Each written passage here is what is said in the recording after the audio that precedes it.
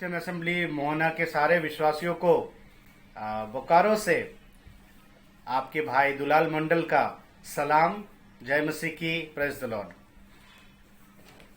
मैं परमेश्वर को धन्यवाद करता हूं आज के इस अवसर के लिए जो प्रभु ने मुझे आपके बीच में परमेश्वर के वचन को लाने के लिए एक अवसर दिया है, और खास तौर से आपकी कलीसिया के उन एल्डर्स को, प्राचीनों को धन्यवाद करता हूं जिन्होंने मुझे लायक समझा कि आपके बीच में आज इस सुबह के समय परमेश्वर का वचन लेकर आऊं।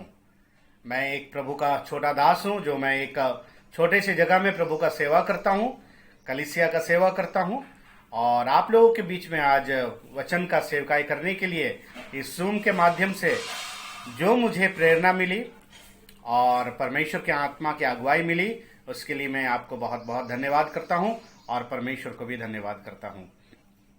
मुझे बहुत अच्छा लग रहा है कई दिन बाद आप लोगों से ऐसे जुड़ने के लिए।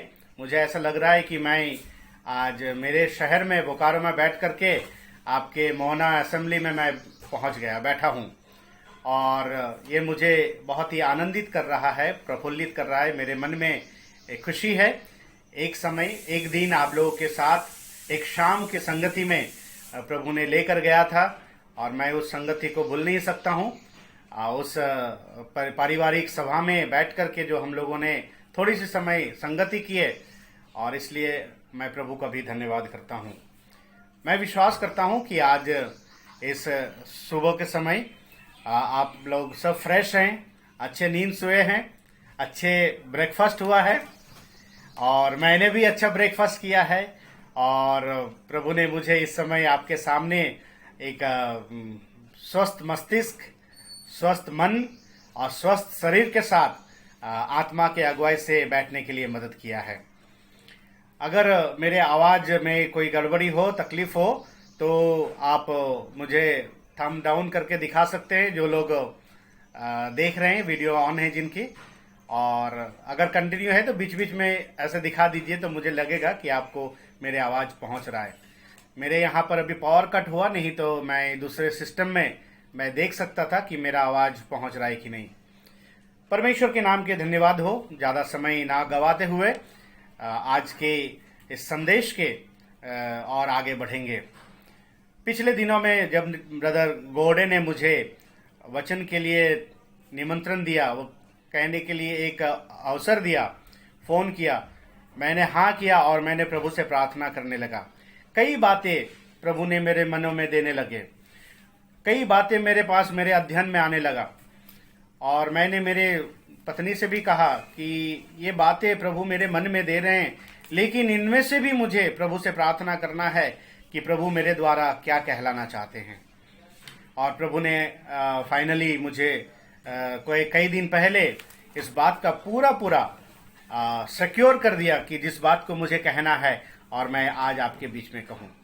ये जो बात आज मैं कहना चाह रहा हूं, जो संदेश आपके बीच में मैं ला रहा हूं, और ये संदेश एक प्रभु का महान दास, अति परिचित व्यक्ति, हम सबका बहुत ही प्यारा व्यक्ति है, बहुत ही जाने पहचाने व्यक्ति है। बच्चे बच्चे उनके बारे में जानते हैं।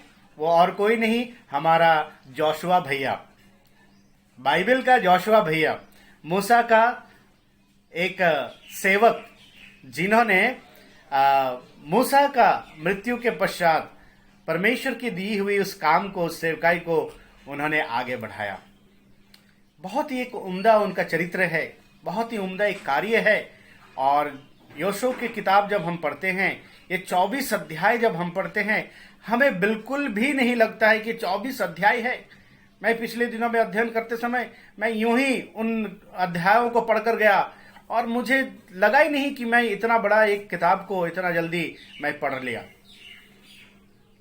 क्योंकि उस किताब में जो एक आनंद है, जो एक आशीष है, वो बहुत ही हमें आनंदित करने वाला, चौकित करने वाला है।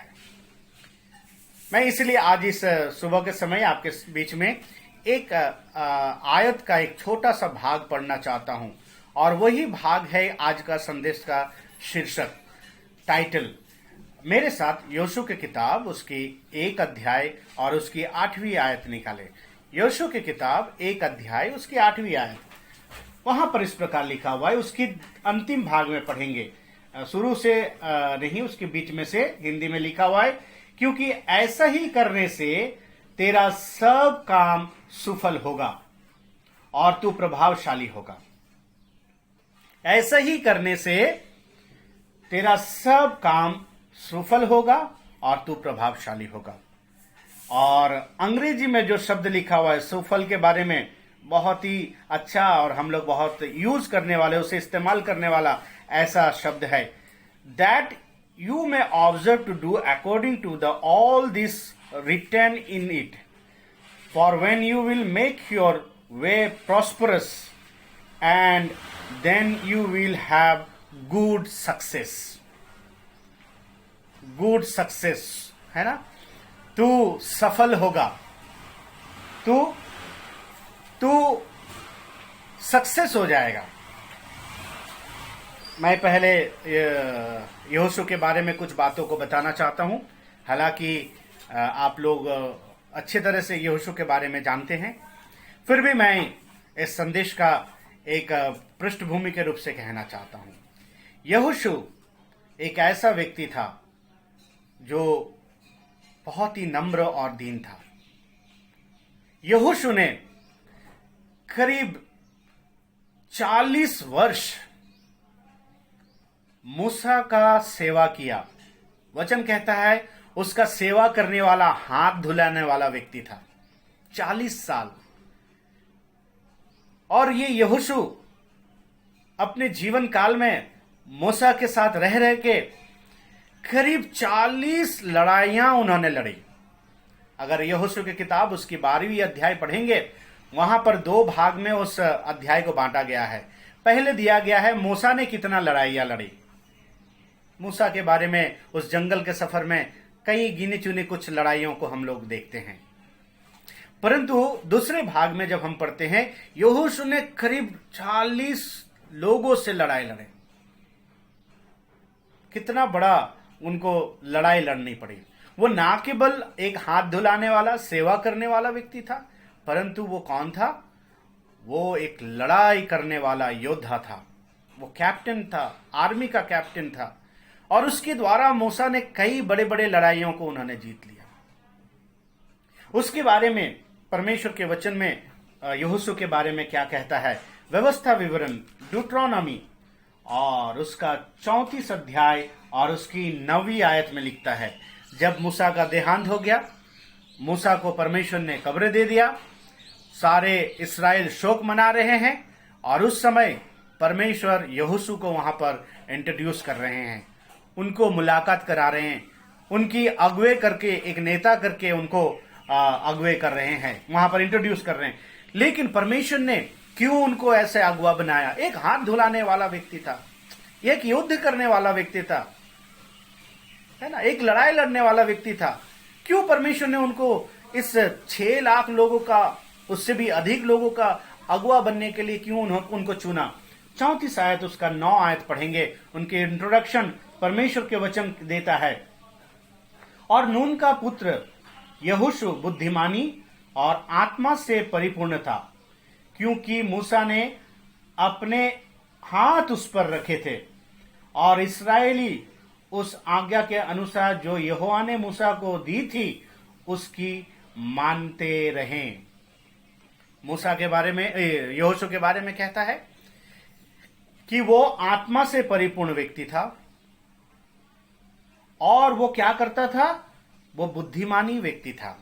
He was a vice man filled with spirit. और मूसा ने अपने हाथ उनके ऊपर रख करके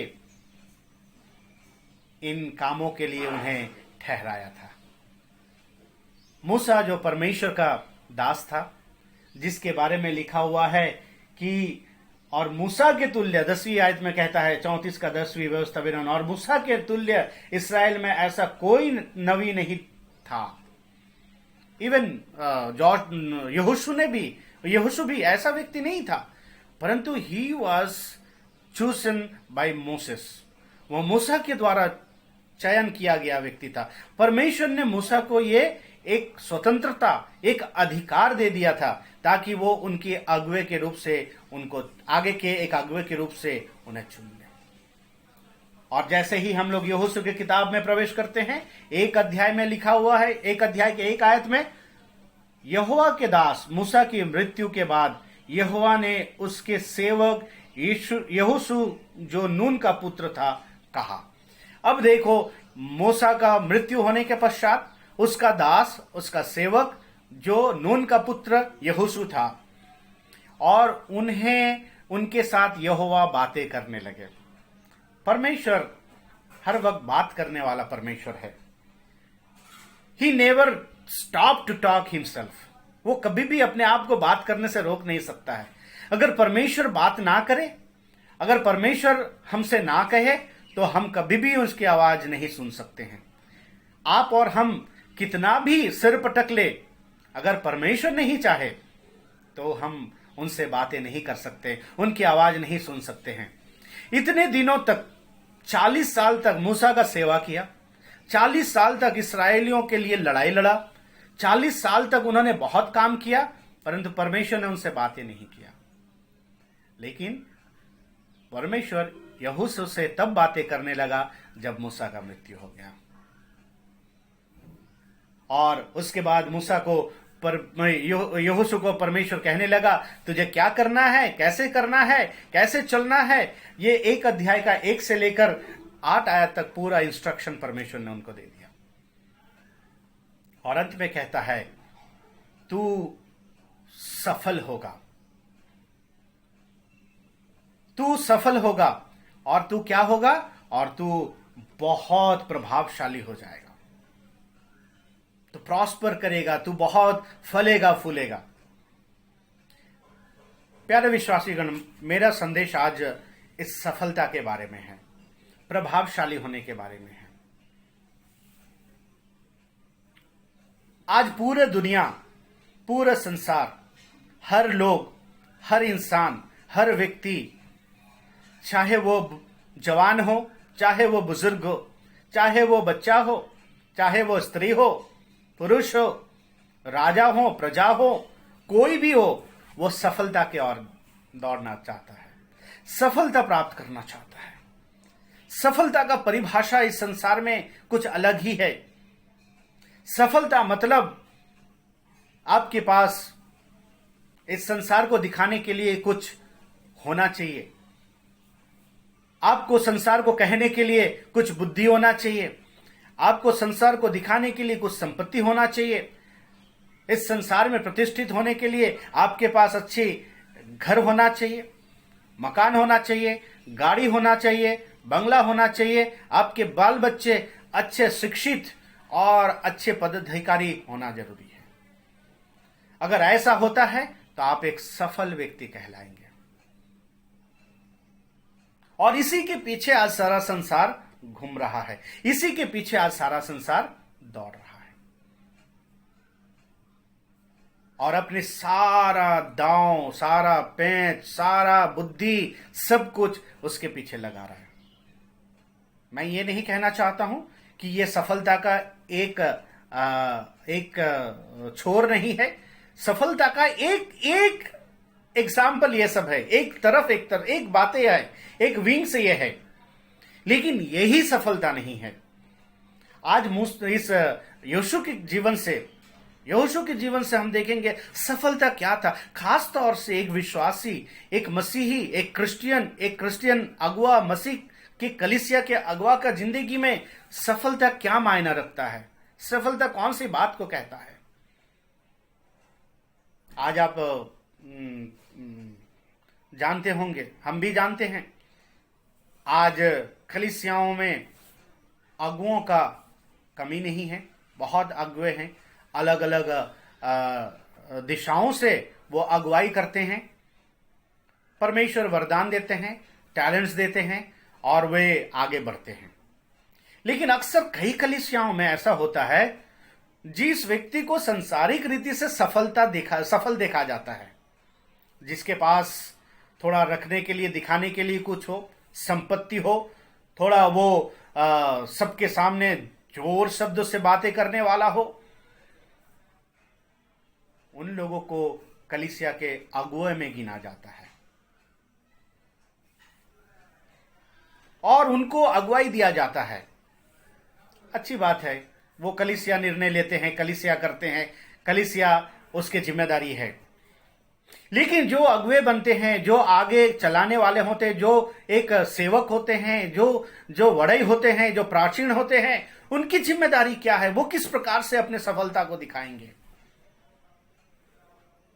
अक्सर हमारे बीच में हम जैसे सेवक लोग सोचते हैं हम उस समय एक बहुत बड़ा सफल सेवक बन जाते हैं जब हम एक बड़े Bible college, Bible school, institution, अनाथ आश्रम और कुछ भी ऐसे तरीका के कुछ सेवकाई को जब हम शुरू करते हैं। We count as a successful servant of God. हम परमेश्वर के एक सफल सेवक के रूप से गिने जाते हैं। जब हम आइटिनरेंट सेवा करते हैं, देश विदेशों में जाकर परमेश्वर के वचन का सेवा करते हैं, हमें लगता है हम सक्सेस है, हम सफल है। मैं पहले ही कहा, इन चीजों को मैं नाकार नहीं रहा हूं। ये चीजें सफलता का एक एरिया है। लेकिन आज यहोशू की जिंदगी से हम देखेंगे उनकी सफलता क्या थी। उसके पहले हम देखेंगे सफलता का पीछे का जो रहस्य क्या है। मैं 6 बातें आपके सामने लाऊंगा। पहले ये बीच में सफलता को रखेंगे और सफलता के पहले का 3 बातें जो रहस्यमय बातें हैं, जिसे करके उसे सफलता मिल सकता है, और सफलताएं किस प्रकार से मिल रही, किन बातों में सफलता मिल रही है, उनकी 3 बातों को मैं आपके सामने रखूंगा। समय को मद्देनजर रखते हुए मैं आपके सामने आगे का 30-35 मिनट में मैं मेरे संदेश रखना चाहता हूं। सबसे पहले मैं बताना चाहता हूं इस सफलता का पीछे का रहस्य क्या है। संसार कहता है हर एक सफल व्यक्ति के पीछे एक महिला का हाथ होता है ना, एक स्त्री का हाथ होता है। कहना चाहता है कि एक पुरुष के सफलता के पीछे उसकी स्त्री का हाथ होता है। अच्छी बात है, अच्छी तर्क है। परमेश्वर का वचन भी कहता है कि एक बुद्धिमान स्त्री किसको मिलता है। परमेश्वर एक स्त्री को सराहते हैं। एक विश्वासी का, एक प्रभु भाई मानने वाला एक व्यक्ति का स्त्री की बातों को सराहते हैं। जब उनकी कोई सहयोग हो तो अवश्य ही परमेश्वर का वचन मानते। लेकिन आज यहां पर देखेंगे 3 बातें मैं आपको बताना चाहता हूं। 7 और 8 आयत, 8 का पहली भाग पढ़ेंगे। 7 और 1 अध्याय 7 और 8 का पहली भाग।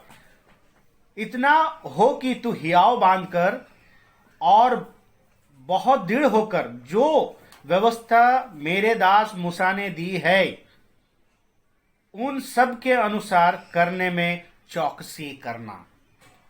मेरे दास मूसा ने जो बातें तुझे दी है और उसे करने के लिए चौकसी करना। जो व्यवस्था तुझे दिया गया है, जो नियम तुझे दिया गया है, उसे पालन करना। मूसा बाबा ने भी कोई गलत नहीं किया। अपना पुत्र जैसा एक सेवक को, यहोशू को, उन्होंने 40 साल ना केवल सिर्फ लड़ाई ही लड़ाया, है ना। कई बार क्या करते हैं, हमारे मददगार को सिर्फ हम मेहनत ही कराते हैं और उनको कोई टिप्स, कोई शिक्षा, कोई ज्ञान नहीं देते हैं। देखते हैं वो लड़ाई लड़ने वाला है, वो अच्छा लड़ता है, अच्छा खेल कूद करता है, अच्छा एथलेटिक है, उसको उसी काम में इस्तेमाल करो। लेकिन मूसा ने साथ साथ क्या किया? परमेश्वर का व्यवस्था, परमेश्वर का कानून, परमेश्वर का नियम, लॉ ऑफ द लॉर्ड बहुत ही बेहतर रीति से उनको सिखाया। ये एक गुरु का, एक शिक्षक का एक बहुत बड़ा एक गुण है, खासियत है, विशेषता है कि वो क्या करे, वो अपने चेले को इंस्ट्रक्शंस दे, सिखाए, अच्छा उनका शिक्षक बने, उनको इंस्ट्रक्ट दे, उनको लड़ाई लड़ाने से पहले उनको शिक्षा दे, उनको लड़ाई से आने के बाद उनको शिक्षा दे, कैसे लड़ाई लड़ना है, लड़ाई में क्या कमी आई, क्या करना और चाहिए था, उन्हें सिखाना है। व्यवस्था को, परमेश्वर के नियम को, बातों को, कानूनों को उन्होंने सिखाया। और इसलिए कहता है कि मूसा ने जो बातें तुझे सिखाया उसे तू मानने में चौकसी करना। चौकसी करना मतलब क्या है मालूम है? चौकसी करने का मतलब है, जैसे चौकसी जो पहरेदार होते हैं, जो हमारे अपार्टमेंट में, हमारे ऑफिस में जो गार्ड्स होते हैं, जो वॉचमैन होते हैं, वो क्या करते हैं, या जो बड़े बड़े नेताओं का, जो सेलिब्रिटीज का जो बॉडीगार्ड होते हैं, वो क्या करते हैं? उनके मालिक की, उनके प्रभु का वो रक्षा करते हैं। उसकी आंखें, उसके कान, उसके दिमाग सब एक साथ चलता है।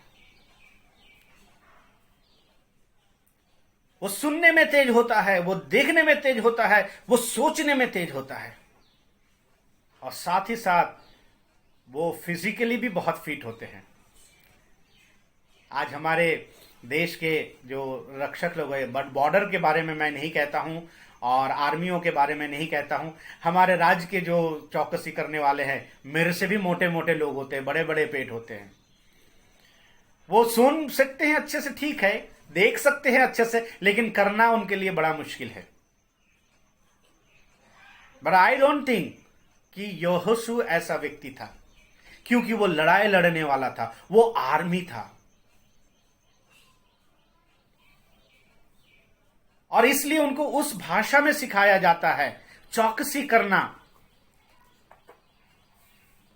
उनको उस रीति से सिखाया जाता है, उसे मानने के लिए चौकसी करना, यानी कि अपने कानों को, अपने आंखों को, अपने बुद्धि को हर वक्त लगाए रखना परमेश्वर के व्यवस्था के प्रति। दूसरी बात यहां पर कहता है, चौकसी करने का जो प्रोसेस है, जो प्रक्रिया है, क्या है? और उसमें से ना तो दाहिने मुड़ना और ना तो बाएं मुड़ना। जो व्यवस्था तुझे सिखाया गया है, जो शिक्षा तुझे दी गई है, उससे ना तो दाहिने मुड़ना ना तो बाएं मुड़ना, उससे टस ना मस, एक बिंदु भी इधर उधर नहीं हो सकता है। जो बातें सिखाया गया है उसे पूर्ण रीति से, बखूबी से तुझे पालन करना है। कई बार हम लोग अपने बुद्धि लगाते हैं वचन सिखाने के समय में, वचन को पालन करने के समय में, हमारे अनुसार हमें जिस प्रकार लगता है, अच्छा लगता है, उस प्रकार उसकी इंटरप्रिटेशन करते हैं, उस प्रकार उसको पालन करते हैं। आज अधिक से अधिक कलीसियाओं का जो सिखाने वाला है, वो क्या करता है? वचनों को तोड़ मरोड़ के अपने अनुसार, अपने बेनिफिट के लिए, अपनी सूझ बूझ के अनुसार उसे इस्तेमाल करता है। आज इतने गलत शिक्षाएं, आज इतने गलत धारणाएं, गलत प्रैक्टिसेस क्यों आ गया? वचन में गलत है क्या? वचन हमें गलत सिखाता है क्या? वचन को पालन करने में हमको कठिनाई होती है। वचन को समझने में, समझ तो लेते हैं, उसे मानने के लिए कठिन है। इसलिए हम अपने अनुसार हम तब सोचने लगते हैं, मैं किस प्रकार करूं तो इसे सरलता के साथ कर सकूं। हम सुनने लगते हैं और भी कोई मेरे जैसा सोचने वाला कुछ कह रहा है क्या। हम देखने लगते हैं कि मेरे आंखों में क्या सरल है, तब वो हम करने लगते हैं। But for Joshua it was strict order. ये एक बहुत ही अनुशासित एक कानून दिया गया, उनको नियम दिया गया, एक कमांडमेंट दिया गया। जैसे कि एक आर्मी में कमांडर का कानून होता है, कमांड होता है, तुम इससे ना दाहिने ना बाएं जा सकते हो। तीसरी बात जो वो कहता है, तब जहां जहां तू जाएगा और तेरा काम सफल होगा। 8वीं आयत में, व्यवस्था की इस पुस्तक में चित्त को कभी चित्त से कभी ना उतारने पाए और दिन ना रात ध्यान दिए रहना, इसलिए कि जो कुछ उसमें लिखा है उसके अनुसार करने की ही तू चौकसी करना। क्या कहता है उसमें? उसको चित्त में उतारे रखना, मन में, हृदय में।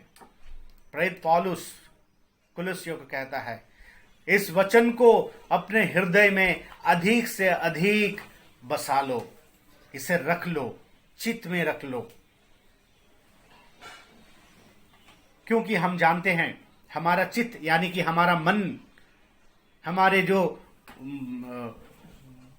माइंड है वो बहुत ही हमें धोखा देने वाला है। उसे संभालने के लिए, उसे सुधारने के लिए, उसे एक कंट्रोल में रखने के लिए एकमात्र उपाय है परमेश्वर का व्यवस्था, परमेश्वर का व्यवस्था।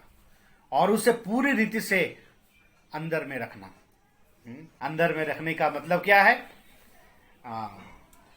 अचानक से आप कोई पार्टी में गए और अच्छे से आप पार्टी में जाके खाना खाए।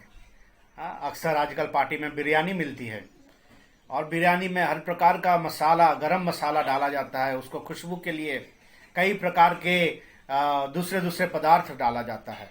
आपके पेट जब भर जाती है, एक डकार आती है और डकार से क्या निकल के आएगा? उस बिरयानी की खुशबू आएगी, है ना?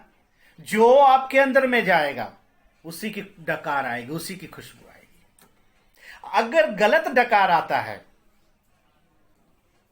तो वो इंडाइजेशन है, वो बदहजमी है ना? अक्सर हम अच्छे तो खा लेते हैं, लेकिन देखते हैं कि रात को हमें एक खट्टा डकार आ रहा है। हम लोग डॉक्टर के पास सुबह उठ के जाते हैं, डॉक्टर साहब मुझे एक खट्टा डकार आ रहा है। तो डॉक्टर क्या बोलेगा? बदहजम हो गया है, इंडाइजेशन हो गया है, यू नीड सम मेडिसिन। इसीलिए जो खाएंगे अगर वही डकार आता है, that means you have good digestion power, your digestion system is working very good manner.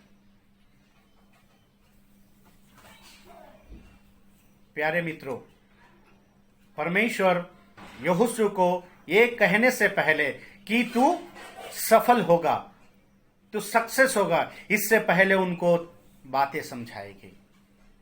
वो बातें क्या है? परमेश्वर का वचन। और परमेश्वर का वचन किस प्रकार से लेना है? सबसे पहले कहता है कि तू उसको पूरा मानने के लिए चौकसी करना, दाहिने और बाएं ना मुड़ना, और पूरे चित्त पे उतारे रखना। परमेश्वर के वचन के प्रति एक कंप्लीट सरेंडर, संपूर्ण समर्पण। तो तू सफल होगा, तू प्रभावशाली होगा, नहीं तो नहीं हो पाएगा। बिकॉज इस्राएल और इस्राएलियों के बीच का जो कानून है, जो नियम है, जो युद्ध है, ये सारे बातें क्या है? इसकी एक आत्मिक मायने है, एक आध्यात्मिक विचार है। इस्राएल का सारे व्यवस्था परमेश्वर से दिया हुआ है, परमेश्वर का विधि है, परमेश्वर की आज्ञाएं हैं। इस्राएल की सारे लड़ाइयां वो एक आत्मिक बातें रखती है। अमालेकियों से लड़ना हो और किसी भी देश के साथ लड़ना हो, किसी भी राजा के विरुद्ध में लड़ना हो, उसका एक आत्मिक मायने है। राजा दाऊद जब फलिस्तियों से लड़ने गया, जब वो वीर गोलियाद ललकार रहा है, दाऊद ने क्या कहा? वो कौन है अशुद्ध व्यक्ति जो मेरे जीवित परमेश्वर को ललकार रहा है, जीवित परमेश्वर के लोगों को ललकार रहा है। वो अशुद्ध क्यों था? क्योंकि वो फलिस्ती था, वो खतना रहित व्यक्ति था, वो इस्राएली नहीं था। और वो समझ गया था ये युद्ध कोई सिर्फ मनुष्य के बीच का नहीं है, वो परमेश्वर को ललकार रहा था। यानी कि इस्राएलियों के साथ जो युद्ध होता था, वो सारे युद्ध का एक आत्मिक मायने होता था। इसलिए उनको लड़ने के लिए, उन लड़ाइयों में जीतने के लिए, उन्हें सफलता पाने के लिए उनको क्या करना था? उनको परमेश्वर का व्यवस्था के सहायता लेना था। ये तीन बातें उसके जो सक्सेस है, उनके जो सफलता है, उसके पीछे के सीक्रेट है। मूसा के दी हुई व्यवस्था को पालन करने में चौकसी करना, मूसा की दी हुई व्यवस्था को उसका ना दाहिने न बाएं मोड़ना, अपना बुद्धि को ना लगाना, अपने आंखों से ना देखना, अपने कानों से ना सुनना, सब परमेश्वर के वचन के अनुसार करना, अपने अनुसार उसे तोड़ मड़ोड़ करके नया सुसमाचार, अलग सुसमाचार ना बनाना। प्रेरित पौलुस गलतियों के विश्वासियों को कहता है, मैं कोई अलग सुसमाचार नहीं सुनाता हूं, मैं मसीह यीशु का सुसमाचार सुनाता हूं, जो बातें परमेश्वर ने दिया है उसे सुनाने के लिए। और तू तीसरा कहता है, तू अपने चित्त पे उतार के रखना, इसे पूरा पूरा रीति से तुम रखना, ताकि वहां से जो भी निकल कर आए वो परमेश्वर का वचन निकल कर आए। मैं एक उदाहरण देना चाहता हूं। हम लोग एक बार बहुत साल पहले, बहुत ही मैं नौजवान था, सेवा में नया नया आया था, एक जगह में सेवा कर रहा था और टीम लेकर के, गाड़ी लेकर के एक जवान लड़का आया हमारे उम्र का, आके हमको बहुत इंटरेस्ट दिखाने लगा। रात रात 12-12 बजे 1 बजे तक हमारे साथ बैठ करके सुसमाचार सुनता था। और एक रात वो आकर के अपना अलग रूप दिखाया और हमसे कहने लगा, आप लोगों के मन में और दूसरा कोई बात नहीं है क्या? आप लोग क्या इसी काम को, इसी बात को सुनाने के लिए आपको क्या दिया जाता है? जरूर आपको किसी ने भेजा है इसी बात को सुनाने के लिए, और कुछ सुनाइए, हम पक चुके हैं ये सुनने के लिए। सुन सुन के हम बोला, हमारे अंदर में जो भरा है वही निकलेगा। प्रभु यीशु मसीह से लोगों ने पूछा, प्रभु हमें थोड़ा संसार के बातें बता, ये स्वर्ग के बातें बहुत बता चुका है तूने, हमें कुछ अच्छे बातें बता, कुछ एंटरटेनमेंट के बातें बता, कुछ राजनीति के बातें बता। प्रभु यीशु मसीह क्या कहता है? जो पृथ्वी से है वो पृथ्वी के बातें करेंगे, मैं तो स्वर्ग से आया हूं इसलिए मैं स्वर्ग का बातें करता हूं। प्यारे मित्रों, आपका शुरुआत कहां से है? आपकी जन्म कहां से है? परमेश्वर के वचन कहता है हमारे जन्म उस अविनाशी बीज से है जो परमेश्वर का वचन है। अगर वहां से हमारे जन्म है, नया जन्म हमें मिली है, वही हमारे जीवन का स्रोत है और वही हमारे हृदय से वो निकल कर आता है। यहोशू को वही बात कहा गया। अब हम लोग आएंगे उसकी सफलता के बातों के बारे में। किन बातों में वो सफल थे? कल हमारे बीच में हमारे पारिवारिक एक मीटिंग में कल या परसों एक भाई हमें बता रहे थे, मतलब वो कुछ उदाहरण दे रहे थे कि अगर आज के दिन में यीशु मसीह के सामने जक्कई जैसा धनवान व्यक्ति, प्रभावशाली व्यक्ति, मानो धीरूभाई अंबानी और कोई आते मिलने के लिए, तो वो कैसे आते? अपने मर्सिडीज, अपने BMW और बड़े बड़े कारों से उतर के आते। तो मेरे मन में आया, उन दिनों में भी उनके पास एक BMW और मर्सिडीज था। वो क्या है? गधा रहता था, गधे में चढ़कर वो आते थे, है ना? उनके सवारी के लिए गधे होते थे, घोड़े होते थे, उन्हें दिखाने के लिए उनके पास पशु और गाय बैल बकरी होता था, और बड़े बड़े बंगले और बड़े बड़े कुछ नहीं होते थे। लेकिन आपको मालूम है, यहोशू का सक्सेस के पीछे ना तो उनके पास एक गधे के बात किया गया कि उन्हें वो गधे में चढ़कर आया, ना घोड़े में चढ़कर आया, ना उनके पास कुछ रहा, कुछ भी नहीं रहा। उसके सक्सेस क्या था? मैं उस सक्सेस के 3 बातें बताना चाहता हूं। सबसे पहला सक्सेस, उन्होंने इस इस्राएलियों को 6 लाख और उससे अधिक झुंडों को सही रीति से परमेश्वर के आज्ञा के अनुसार उन्होंने अगुवाई किया। मूसा का मृत्यु हो गया। मूसा के पश्चात यहोशू को जिम्मेदारी दी गई, यर्दन के इस पार खड़े होकर उनको जर्दन के उस पार लेकर जाना है, कनान देश और कनान देश के सारे जगहों को उनको ऑक्युपाई करना है, वहां पर जाके उनको बसना है। ये 6 लाख लोगों को अचानक से उनको लीड करने देना इतना आसान नहीं। उन्होंने इन लोगों को अगुवाई करने के लिए उन्होंने कोई बुद्धिजीवियों का बुद्धि नहीं लिया, उनके पास कोई एडवाइजर नहीं था, उनके पास कोई ऐसा सलाहकार नहीं था। वो परमेश्वर से सलाह लेते थे, परमेश्वर उनको सलाह देते थे। हम लोग देखते हैं 3 अध्याय में यहोशू ने उस पूरे इस्राएल को किस प्रकार अगुवाई करता है।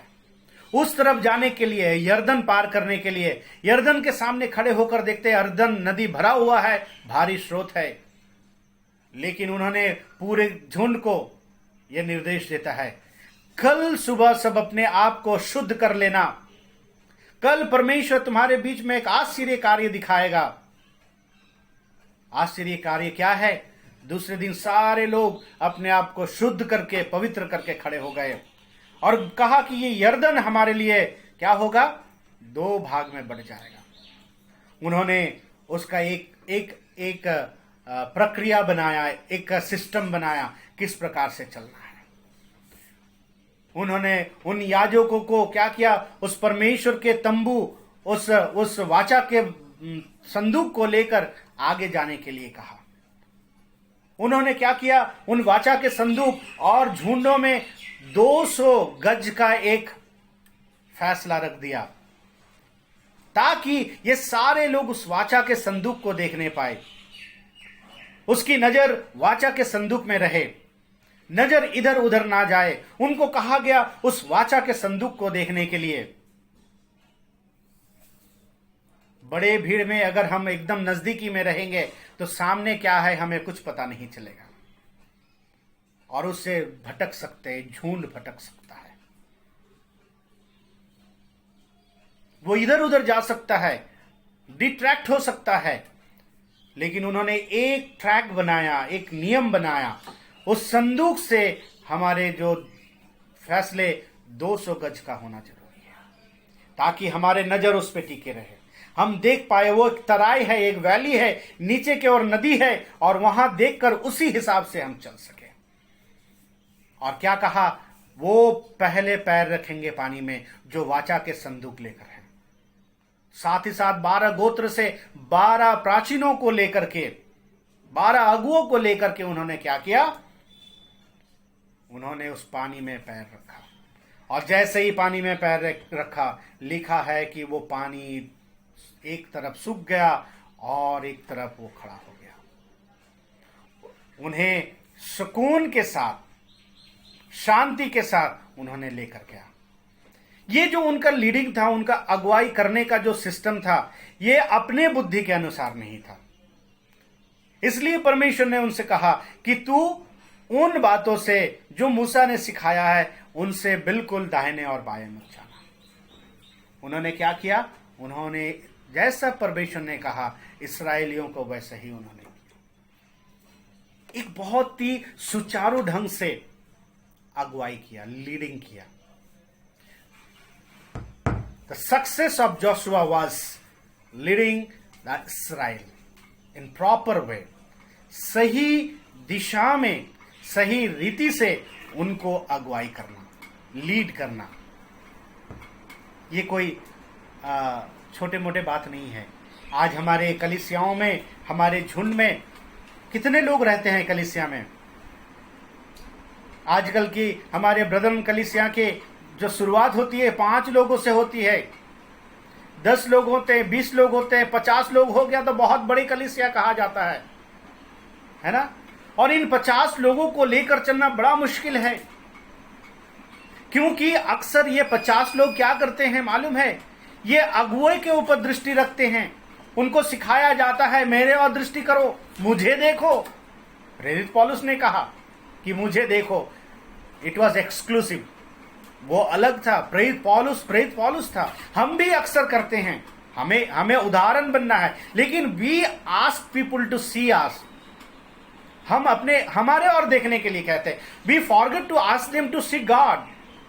परमेश्वर को देखने के लिए हम कहने के लिए भूल जाते हैं। हम अपने आप को दिखाने लगते हैं, हमारे भाषण को दिखाते हैं, हमारे शब्दों को दिखाते हैं, हमारे ज्ञान के बातों को दिखाते हैं।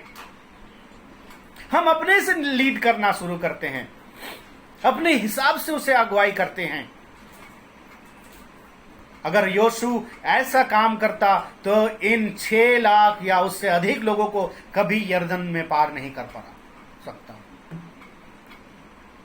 He must have failure because, क्योंकि वो अपने आप को दिखाता, लेकिन उन्होंने स्वयं को नहीं दिखाया। उन्होंने परमेश्वर के संदूक की ओर दृष्टि कराया, जहां पर परमेश्वर की निवास है, जहां परमेश्वर वास करता है। भजनकार बार बार कहता है, मैं तेरे ओर दृष्टि करता हूं, मैं पहाड़ों के ऊपर नजर उठाता हूं। परमेश्वर हमारे दृष्टि का एकमात्र लक्ष्य है। इब्रानी के पत्री में उसकी 12वीं अध्याय करता है कि हम हमारे विश्वास के जो करता है और सिद्ध करने वाला प्रभु यीशु मसीह है, उनकी प्रति दृष्टि रखे। हम अगर अपने आप में दृष्टि करने के लिए सिखाए, अगर यहोशू कहता मुझे देखो, मुझे देखकर चलो, कितने लोग देख पाते हैं? मुश्किल था। उन्होंने साफ रीति से सिखाया, हे इस्राएलियों, हे सारे झुंड, हे लाखों लोग, तुम परमेश्वर के संदूक की ओर दृष्टि रखो। और जब परमेश्वर ने, मूसा ने ऐसा कराया, वे लोग उस पार पहुंच गए, यर्दन के पार पहुंच गए। जब वहां के लोगों ने सुना कि ऐसा महा आश्चर्य काम हुआ है, वे राजा हो या सारे लोग, वो डर गए, वे भावचकित हो गए कि परमेश्वर ने उनके सहयोग किया। मूसा को जब परमेश्वर ने लाल सागर को 2 भाग करने के लिए कहा, उन्होंने कहा तेरे हाथ में क्या है? परमेश्वर ने कहा तेरे हाथ में क्या है? मूसा ने कहा ये डंडा है। तो बोला इसे मार पानी में। पानी में डंडा मारने से पानी कभी 2 भाग नहीं बढ़ता है। आप और हम कितने बार पानी में डंडा मारे हैं ना, कभी भी भाग होते हुए नहीं, थोड़ा छलक कर आएगा, उछल कर आएगा, वो 2 भाग में कभी भी बढ़ नहीं सकता है। ये परमेश्वर था जिन्होंने उन्हें किया, और उसके पीछे का जो सबसे बड़ा कारण है, मूसा ने उनके आज्ञा पर संदेह नहीं किया। वो कह सकता था प्रभु ये डंडा मार के क्या होगा, यहां पर बड़ा एक भवंडर आना है, टॉर्नेडो आएगा। अपने ज्ञान से सिखा सकते थे ना प्रभु को, यहां पर एक बहुत बड़ा टॉर्नेडो आएगा तो फिर कुछ हो सकता है, ये डंडा मारने से क्या होगा। He never doubted in God's command. परमेश्वर के आज्ञा पर कभी भी उन्होंने संदेह नहीं किया। ओवर रिएक्ट किया, उसका प्रतिफल उनको मिला, परंतु उन्होंने संदेह नहीं किया। मूसा ने भी, उन्होंने विश्वास के साथ अपना प्रभु के प्रति उन्होंने देखने के लिए सिखाया, उस झुंड को लेकर गया, उनकी अगुवाई की। दूसरी बात और तीसरी बात बहुत जल्दी मैं बताकर खत्म करूंगा, समय पार हो रहा है। दूसरी बात है, जब हम लोग यर्दन पार कर जाते हैं, यर्दन पार करने के बाद एक बड़ा समस्या आता है। वो समस्या है उस यरीहो को कब्जा करना है। यरीहो को कब्जा करना आसान नहीं था। यरीहो को कब्जा करना इसलिए आसान नहीं था, वो एक दीवार से घिरा हुआ एक शहर था। परमेश्वर ने उनको कहा सारे जगहों को कब्जा करना है, हर जगह में पहुंचना है, प्रोसेस करना है, उसको कब्जा में लाना है। ये बहुत मुश्किल काम था, ये बहुत मुश्किल काम था। चारों ओर से सुरक्षित थी, लेकिन परमेश्वर ने यरीहो से लेकर के, आय से लेकर के और पूरे कनान देश के अधिक से अधिक जगहों को उन्होंने कब्जा दे दिया। कब्जा करना भी एक आसान बात नहीं है। लीड करना, अगुवाई करना, कब्जा करना, 2 बात। पहला, उन्होंने उनको लीडिंग में सक्सेस मिला। दूसरा, हम जब 5 अध्याय से लेकर के और आगे पढ़ते हैं 19 अध्याय तक, सिर्फ हम कब्जा 13 अध्याय तक कब्जा के बारे में पढ़ते हैं। हर जगह को वो कब्जा करने लगे, अपना करने लगा, अधिकार में लाना। परमेश्वर ने जो प्रॉमिस किया है, उन प्रॉमिस लैंड्स को, उस प्रतिज्ञा के जगहों को फिर से वापस लेना, उनके लिए उनको बहुत लड़ाइयां लड़नी पड़ी, बहुत उनको हत्या करना पड़ा। इवन उनके अपने खुद की लोगों को, जैसे आकान जैसे व्यक्ति को भी मार डालना पड़ा, क्योंकि आकान जैसे व्यक्ति के कारण उनको पराजय हुआ था। आई नगर में वो जय नहीं कर पाया था, वो विजयी नहीं हुआ था, उन्हें कुछ भी करना पड़ा था परमेश्वर जैसा कहा था। वो अपने विवेक से नहीं सोचा, प्रभु ये आकान तो हमारा व्यक्ति है, इसे मार देने से क्या लाभ है। वो परमेश्वर की रीति से सोचा। अन्य लोगों को भी कब्जा करने में उन्होंने नहीं छोड़ा। एक जगह में उन्होंने क्या किया, गलती किया है ना, एक जगह में उन्होंने गलती किया, और गलती का जो फल उनको क्या हुआ, गिबियोनी लोग जो थे बड़े चालाक निकले, और वो लोग भेष बदल करके बहरूपी जैसे जा करके और उनके मन को जीत लिया। और उस समय उन्होंने लिखा हुआ है कि वो परमेश्वर के और नहीं सुना, परमेश्वर के बात को नहीं ताका, और उसका खामियाजा उनको भुगतना पड़ा। ये गिबियोनी लोग उनके संग रहा। बड़ा मुश्किल का बात हो गया। उनको उनसे प्रतिज्ञा करने के कारण उनको वो मार नहीं पाया, और वो उनकी जिंदगी के लिए कांटे बन गए। एक गलती उन्होंने यहां पर किया, लेकिन उसका भी उन्होंने सही सूद बूद के अनुसार उन्होंने उसको समझदारी के साथ उसको टैकल किया। प्यारे मित्रों, यहोशू ने पूरे झुंड को अगुवाई किया अपने प्रतिज्ञा के, परमेश्वर के प्रतिज्ञा के देश में प्रवेश करने के लिए। यहोशू ने पूरे सामर्थ के साथ, ये जो प्रभावशाली जो बात है ये वही है, वो पूरे सामर्थ के साथ पूरे इस्राएल में वो कब्जा करने लगा, पूरे इस्राएल में कब्जा करने लगा। अगर वो कब्जा करके ना देते तो बड़ा मुश्किल हो जाता। तीसरी बात, हम लोग जब पढ़ते हैं उसकी यहोशू की किताब और उसकी 13वीं अध्याय से हम लोग पढ़ते हैं, है ना।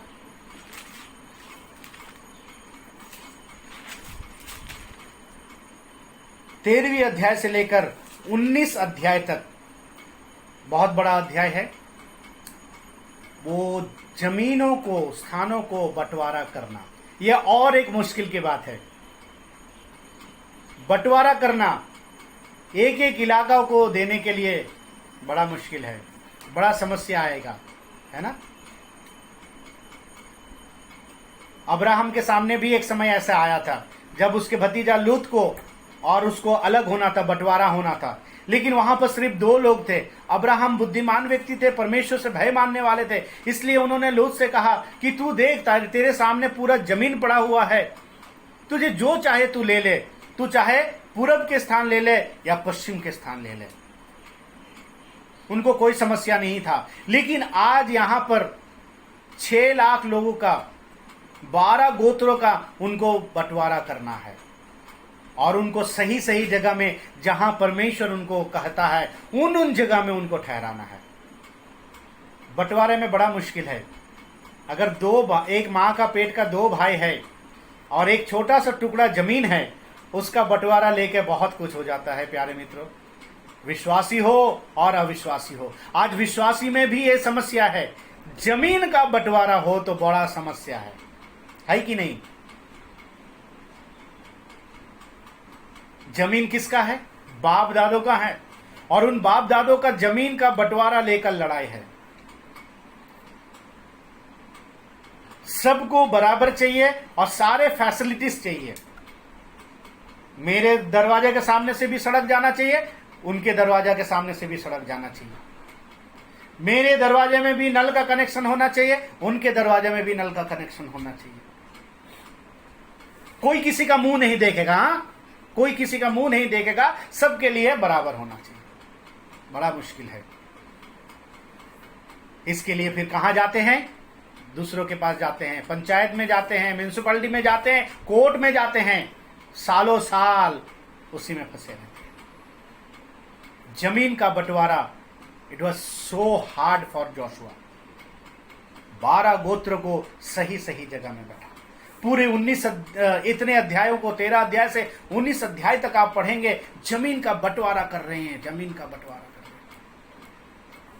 हैं। इफ्राइम वहां जा, मनसे वहां जा, रूबेन वहां जा, बेंजामिन वहां जा, सबको भेजना, सेंड ऑफ करना। कुछ साल पहले हम लोग का बहुत आउटरीच टीम होता था, आजकल तो बंद हो गया है। और एक साथ हम लोग, बहुत सारे लोग जुड़ते थे। कितने लोग मालूम है? 100-150 लोग। बहुत सारे, मतलब 100-150 लोग। और उसकी बंटवारे के लिए, टीम बंटवारे के लिए, टीम को भेजने के लिए लीडर भी 100-150 लोग होते थे।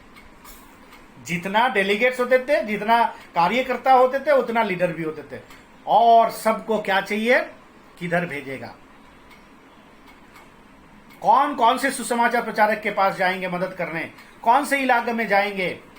कई बार लीडर लोग, जो टीम लीडर कहते थे, नहीं नहीं मैं उधर नहीं जा सकता हूं, मैं उस भाई के साथ नहीं जा सकता हूं।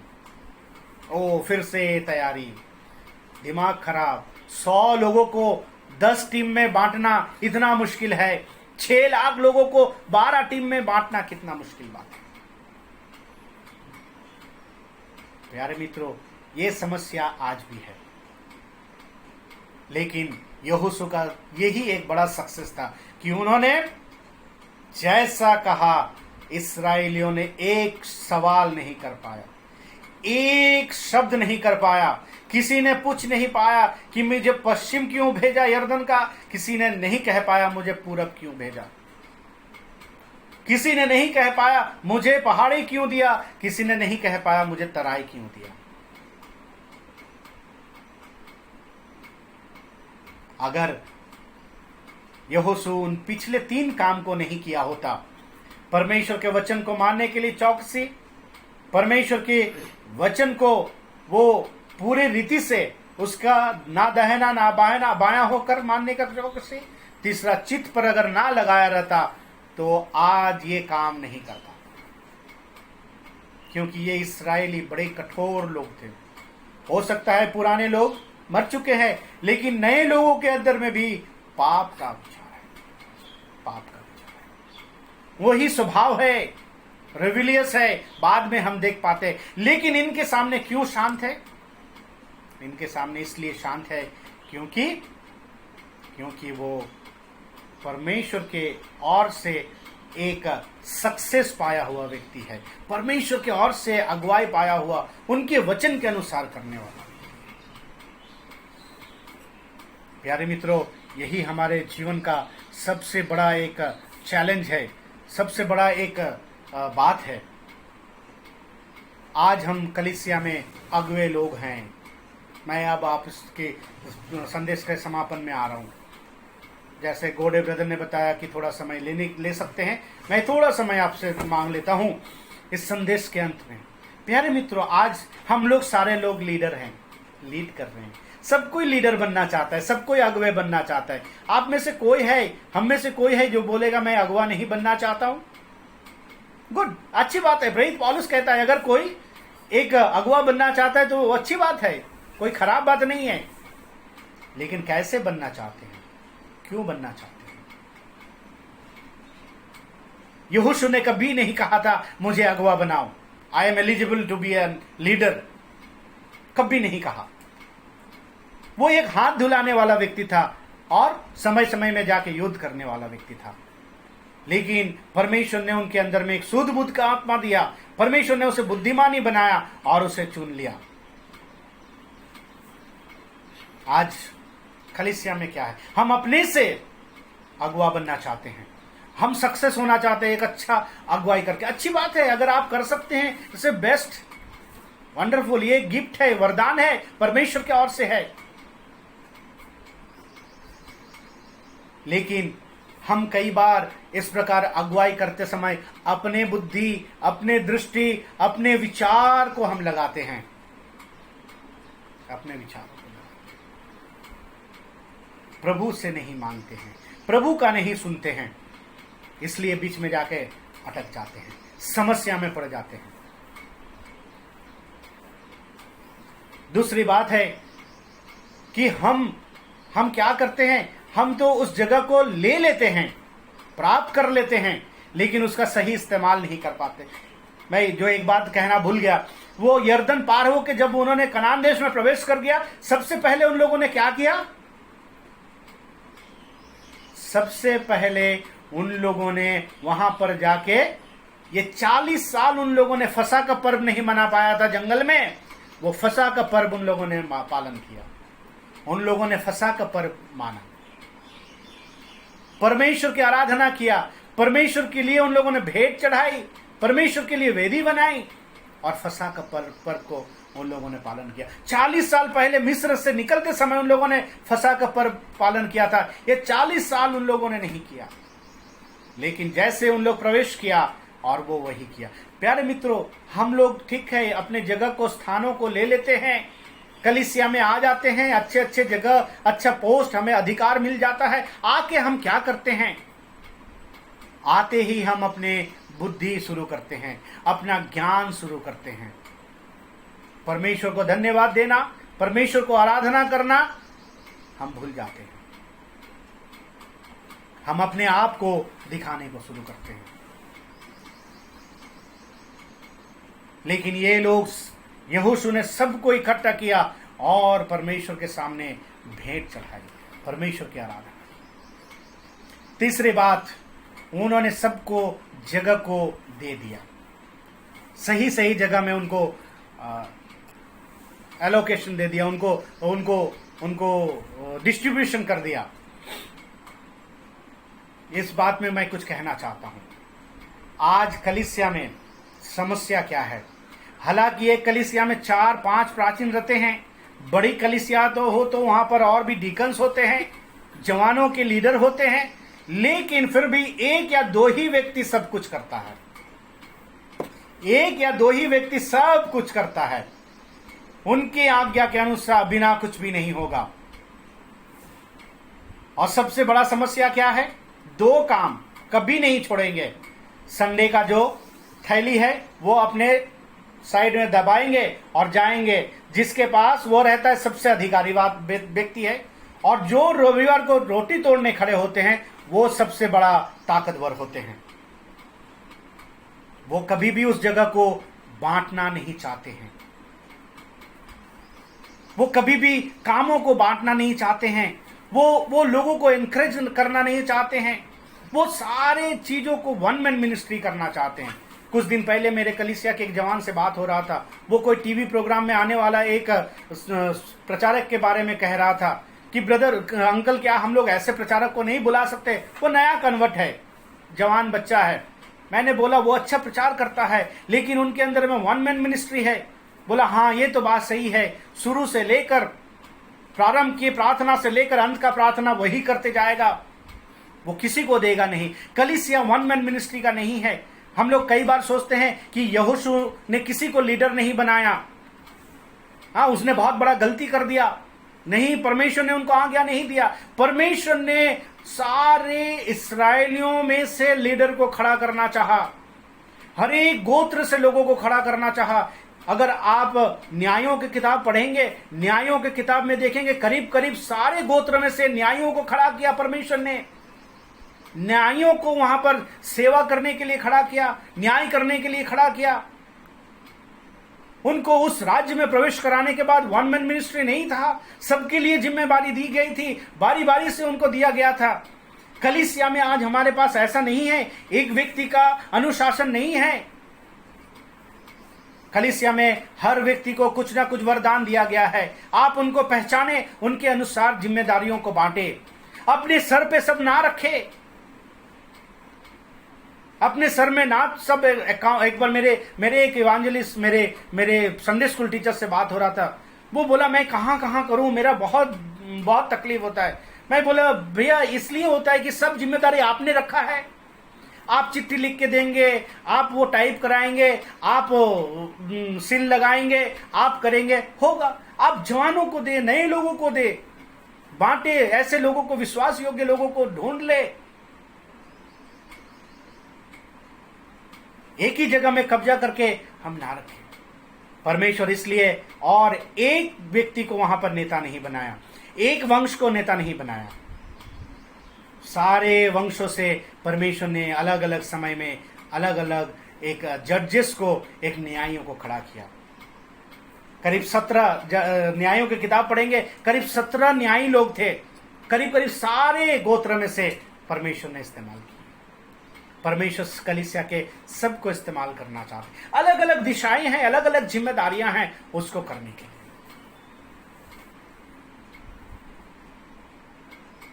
परमेश्वर ने गलत नहीं किया। यहोशू के बाद कोई एक व्यक्ति को खड़ा नहीं कर दिया, कालेब को खड़ा नहीं कर दिया, या कोई दूसरे को खड़ा नहीं कर दिया। परमेश्वर गलती नहीं किया। परमेश्वर का विचार अलग है। परमेश्वर के हिसाब से सोचते हैं। यहोशू ने भी गलती नहीं किया कि किसी को उसने हाथ धुलाने वाला नहीं रखा, गलती नहीं किया। वो परमेश्वर ने ऐसा करने के लिए उनको अगुवाई नहीं किया। ये था उनका सक्सेस, उनका सफलता, उनका प्रभावशाली होना। ये बातें यहां पर परमेश्वर का वचन सिखा। लेकिन उनका अवार्ड क्या था? उनको क्या मिला? उनको भी मिला। ऐसा नहीं है। क्या मिला मालूम है? आइए हम लोग पढ़ेंगे। बहुत ही बेहतरीन 19 अध्याय, यहोशू उसका 19 अध्याय, और मैं 2-3 बातें करके मैं समाप्त कर दूंगा। प्लीज थोड़ा सा बेयर कर लीजिए। 19 अध्याय और उसका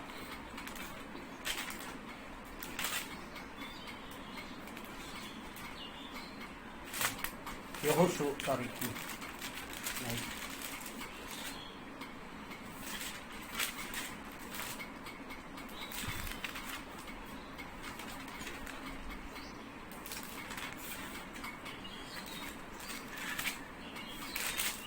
यहोशू उसका 19 अध्याय उसका 49 और 50, 49 एंड 50, 49 एंड 50 यहां पर इस प्रकार लिखा हुआ है। हिंदी में मैं पढ़ता हूं आपके लिए।